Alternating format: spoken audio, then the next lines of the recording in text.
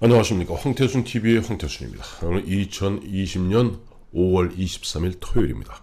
5월 23일. 그러니까 노무현 대통령이 2009년 5월 23일에 돌아가셨으니 오늘로 11주기가 되는군요. 마침 오늘 이제 봉화마을에서 그야말로 이번에 4.15 총선을 통해서 여권이 190석을 얻었으니 그야말로 지금 일반 진보 좌파 진영은 흔한 얘기 기고만장합니다.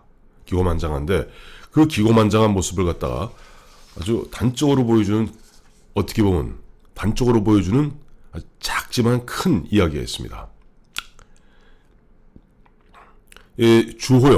주호영 원내대표가 어제 보면은 5월 22일 이제 김종인 비대위를 갖다 출범시키기로 의견을 모아서 김종인 박사를 만나고 그 다음에 이제 봉화마을로 내려가는 앞서서 페이스북에다 글을 남겼어요. 별로 길지 않은 글입니다만 뒷부분, 앞에 부분은 먼저 고인에 대한 의례적인 그런 어떻게 보면 추모 이런 이야기고, 이제 뒷부분에 사실은 주호영 의원이 얘기하고 싶었던 것은 이거였던 것 같습니다. 봉화마을로 내려가는 마음이 무겁습니다. 박근혜 전 대통령, 이명박 전 대통령에 대한 사법 처리가 아직도 현재 진행형입니다. 대통령마다 예외 없이 불행해지는 대통령의 비극이 이제는 끝나야 하지 않겠습니까? 두 분 대통령을 사랑하고 지지했던 사람들의 아픔을 놓아둔 채 국민 통합을 얘기할 수는 없습니다. 문재인 대통령이 시대의 아픔을 보듬고 치유해 나가는 일에 성큼 나서 주었으면 합니다. 노무현 전 대통령의 안식을 기원합니다. 이런 내용인데, 이 이야기는 이거죠.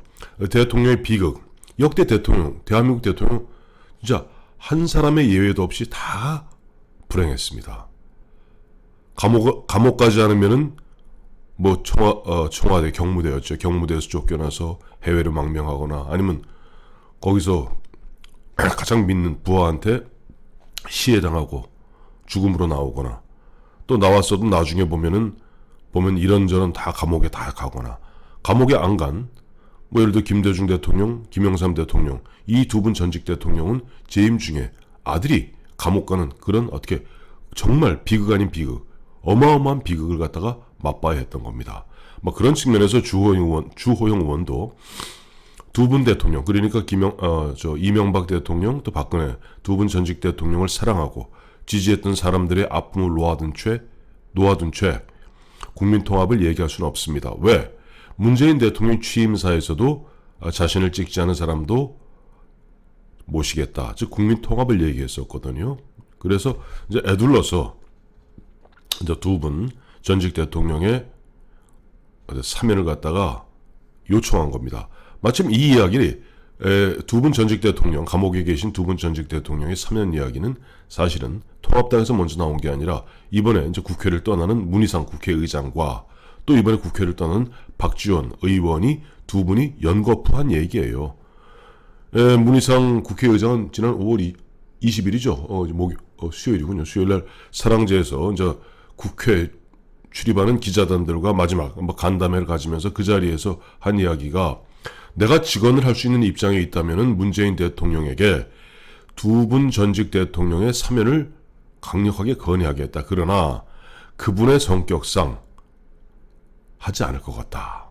또 박지원은 바로 그 다음날 박지원 의원도 말을 받았어요. 연초에 보면 이쪽 지금 현재 문재인 대통령 권력측의 핵심 인사와 만나서 박근혜, 이명박 두 분 전직 대통령의 사면 문제를 얘기를 꺼냈더니 흔한 얘기로 삶은 호박에 이도 안 들어가더라 하는 그런 이야기입니다. 저는 문희상 씨나 박지원 씨가 흔한 얘기로 이제 정계를 떠나면서, 정계를 은퇴하면서 자기 이미지 관리를 한다고나 할까요?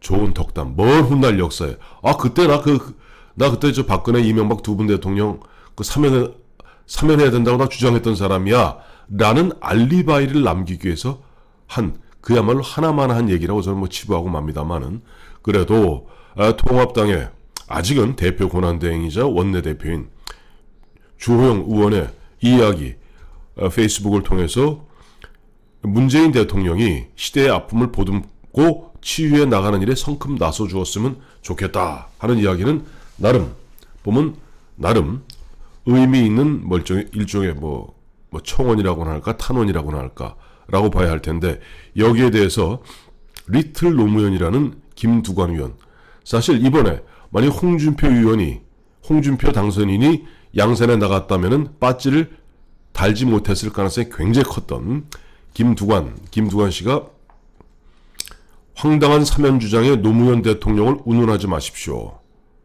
라고 장문의 페이스북에 장문의 글을 올렸어요. 짧게 몇 가지만 읽어드릴게요. 이 김두관 의원의 글을 읽으면서 저는 이 양반들의 어떤 도끼와 사리, 그 저주 느낄 수 있었습니다. 그러니까 지금 일부 나약한, 일부 순진한 우리 보수 우파분들 괜히 저 문재인 대통령과 그들의 온정이나 또 인간다운 마음 기대하지 마십시오. 제가 김두관 의원의 페이스북에 올라온 글 읽어드리면 아마 우리 애청자 여러분들이 아마 사리를 느끼고 적개심, 그 보면 저주에 가득 찬 적개심을 같이 느끼시게 될 겁니다. 친일 반민족 행위자를 청산하지 못한 대가로 아직까지도 대립과 정쟁이 계속되고 있습니다. 그러니까 이게 언제까지 친일 반민족, 아마 일본이라는 나라가 이 지구상에서 없어지고 나서야 아마 이 이야기 안 나올 것 같습니다. 그런데 주호영 미통당, 어떻게 보면 그 명색이 국회의원이라는 사람이 남의 당 이름을 부를 때 미통당이라고 그런 식으로 부릅니까?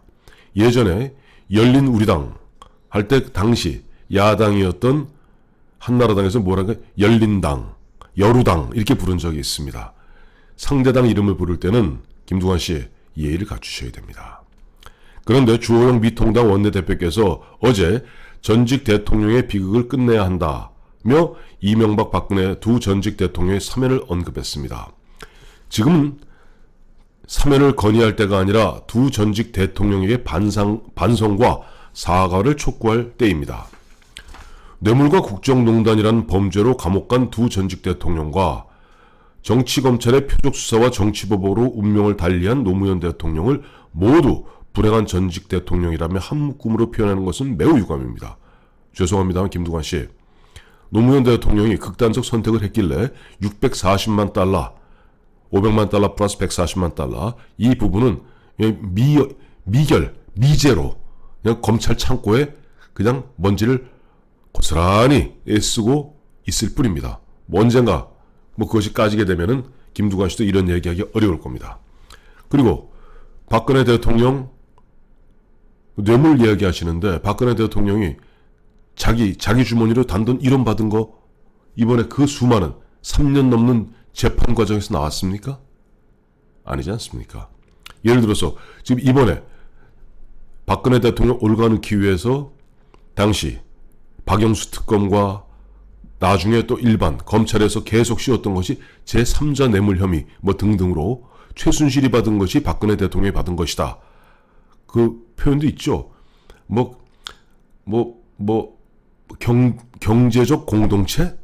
경제적 공동체라는 참 듣도 못한 개념을 끄집어내었고, 그래서 박근혜 대통령 올가 넣었던 거 아닙니까? 그리고 지금 이명박 대통령도 보면은 참 집요할 만큼 2008년부터 다 쓰는 누구 거냐 하다가 2018년 되어서야 집권한 지 한 6개월 되니까 탈탈 털어서 2018년 3월 달에 올가 넣은 거 아닙니까? 그것이 바로 정치보복이지, 다른 게 정치보복이 아니고 뭡니까? 이명박 대통령 재임 기간 중에 노무현 대통령 돌아갔다고 이명박 대통령 턴 거 아니에요. 세상 사람이 다 아는데, 이명박 박근혜 대통령에 대해서는 뇌물과 국정농단이라는 범죄로 라고 이야기하면서 노무현 대통령에 대해서는 표적수사와 정치보복. 수사가 다 표적이 있지. 표적 없는 수사가 어디 있습니까? 예를 들어서 노무현 대통령이 그야말로 640만 달러 노무현 대통령이 직접 받은 건 아니죠.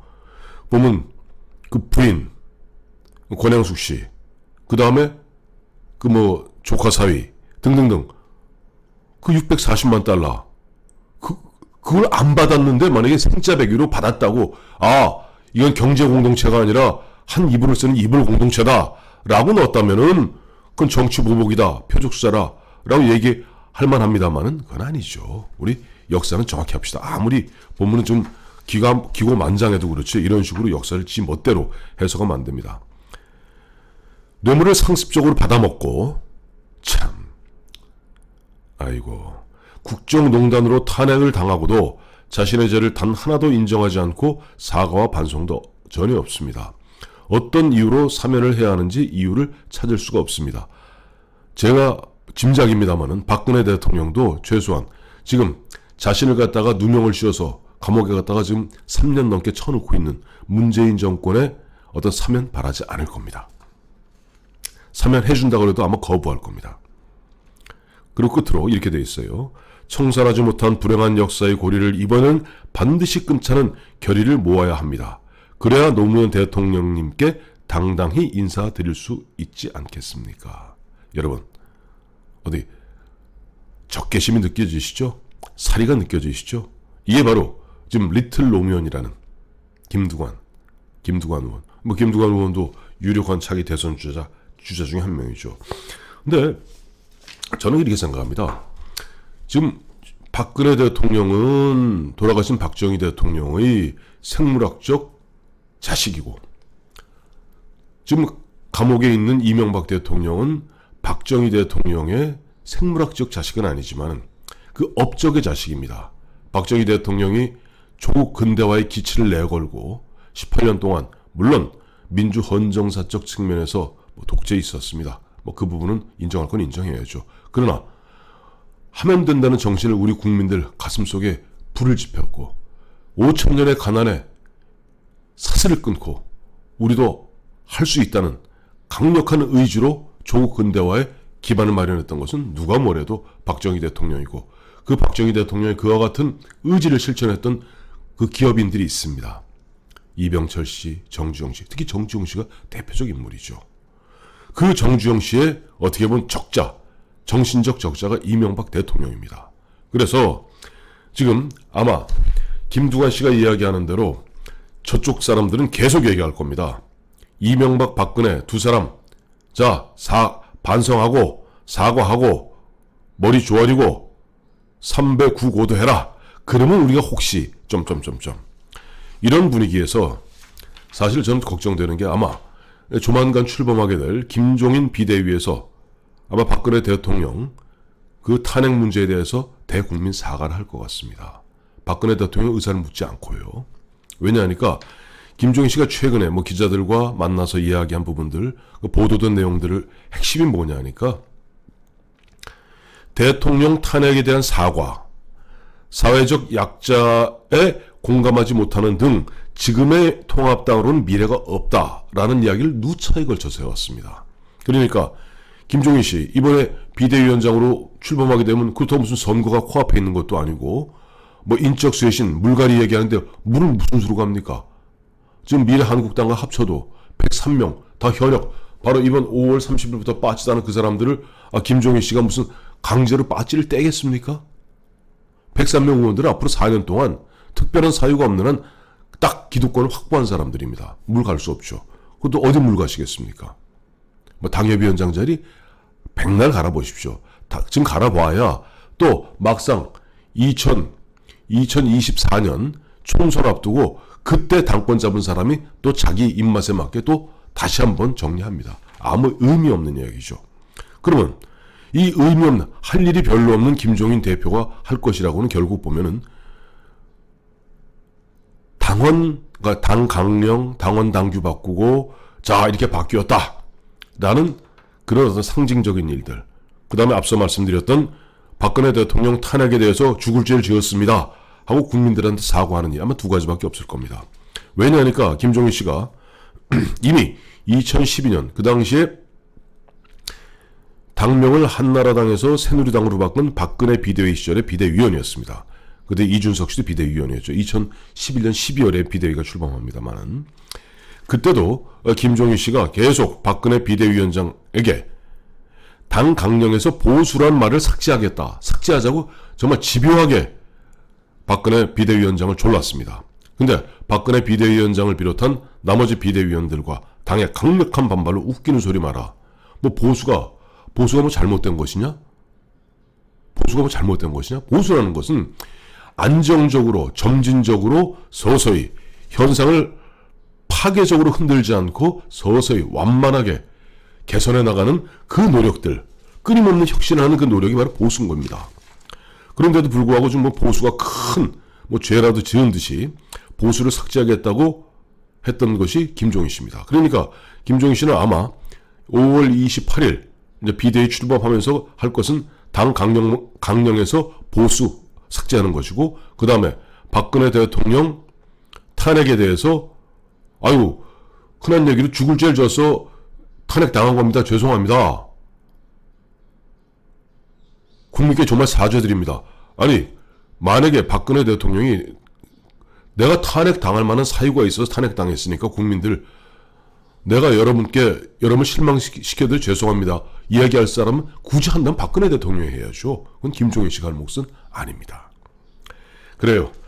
5월 23일 노무현 대통령이 돌아간 지 11주년 되는 날, 지금 주호영 원내대표의 시대의 아픔을 보듬고 치유해 나가기 위한 문재인 대통령이 어떤 국민 통합에 좀 앞장서라 하는 거기에 대해서 어떤 사리와 살기 그리고 적의와 적개심에 가득 찬 김두관 의원의 황당한 사면 주장에 노무현 대통령 운운하지 마십시오 하는 이야기, 그리고 지금 곧 출범하게 될 김종인 비대위에서 어떤 일을 하게 될지, 그리고 이런 식으로 보수가 어떠한 식으로 보면 그야말로 우스운 꼴의 프랭켄슈타인이 되어나갈지 참 암울하고 우울한 토요일 소식 전해드렸습니다.